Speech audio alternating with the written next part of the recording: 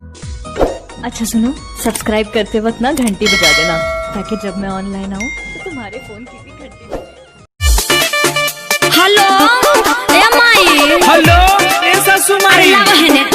ए माई सुनो तारू हो, जान तारू जहिया से आइल बड़े न पूना से खाली घर में बैठल बैठल हुरो तारे आ देख न खिसी आइल बाड़े। एक दिन कह के देनी काटे के सब्जी। हां हम काटे सब्जी अभी खेलिए पबजी। दिन भर उठे सुते गाना न गावा, लइका खेलावा चाहे खाना बनावा। जइबू कि ना? देखो कान खोल के सुन लो, हम तार लइका खेला। दिन भर उठे सुती गाना न गावा, लइका खेलावा चाहे खाना बनावा।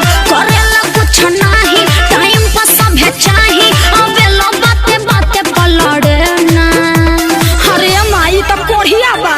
पबजी खेलते दिनों रात करे ना, ले जा अपना बेटी के ससुर जी घरे ना। काहे खातिर? कबू तरकारी कबू भात जरे ना, ले जा अपना बेटी के ससुर जी घरे ना।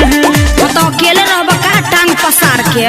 लो है कुछ लिस्ट बा, जाके बाजार से सामान ले आवा चुपचाप, ज्यादा भाषण मत करो। ओके जा रहा हूँ। ए सब्जी वाले भैया 1 किलो टमाटर दे दा, 2 किलो प्याज दे दा, 2 किलो आलू दे दा, 1 किलो मुरई दे दा।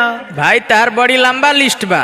अरे का कहीं हो, हमार मेहरारू है लॉकडाउन में परेशान कोइले बिया।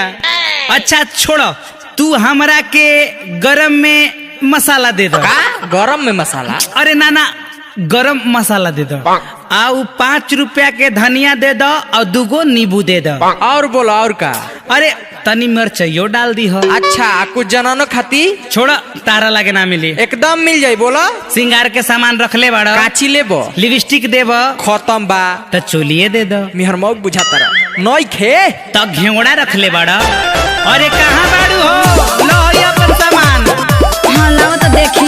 हेलो अच्छा सब तो बा हो, आदि का लोई है तहर दादी। ए तू ढेर बोलत दाड़ू। लॉकडाउन लागल बढ़ल दुख बादूना, दिन भर मलस घर में खैनी आ चूना। पहले बारे यू पदर या माई, जहिया से आइल बाड़े छोड़ के ये पूना। अरे का कही लॉकडाउन में तो एकदम बेंग भइल बा।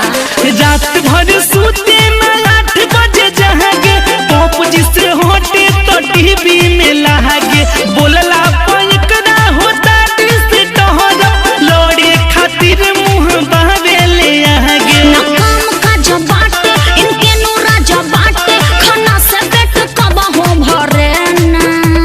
अरे देख के तो जीव जोड़ जाता। पबजी खेलत दिनों रात करे ना, ले जा अपना बेटी के ससुर जी घरे ना।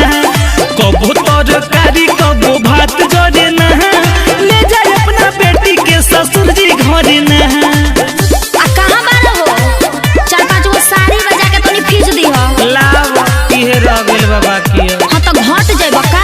अरे घट त ना जाए, लेकिन तोहरे चलते कहियो ट्रेन में कट जाए। जैसे करिला कुल्ही करिले हम हो, बैठल बैठल इनके फूलता दम हो। होता नहीं टाइम पास या माई, कबो कबो पबजी खेलिले हम हो। अरे वो तो कबो मन न लागल तो तनी तनी खेलिला। 2-3 महीना से बात जे हाल हो, कहियो नन्ही मन से सिंझल हो दाल हो। देखो तनी रात दिन हम रहन हो, मोनू कहेले सच बिगड़ल बचाल हो। ए आजा बचन लगे नाही मन, खेले के कबो कबो मन करे ना। अरे तो कहाँ जाई लॉकडाउन में? पबजी खेलते दिनों रात करे ना, ले जा अपना बेटी के ससुर जी घरे ना। कबो तरकारी कबो भात करे ना, ले जा अपना बेटी के ससुर जी घरे ना।